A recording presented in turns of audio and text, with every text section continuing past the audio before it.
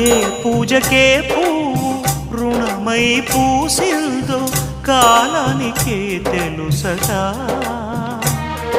ఆ కాలం కనుమూస్తే కలగా చెరిగేది జీవితం ఒకటేనట. సవతిగా కాకుండా చెల్లిగా నన్ను చూసి తల్లిని చేశావుగా. ఈ పారాణి పాదాలు సేవించినా గాని రుణమే తీరదుగా. ఇది కలకాలం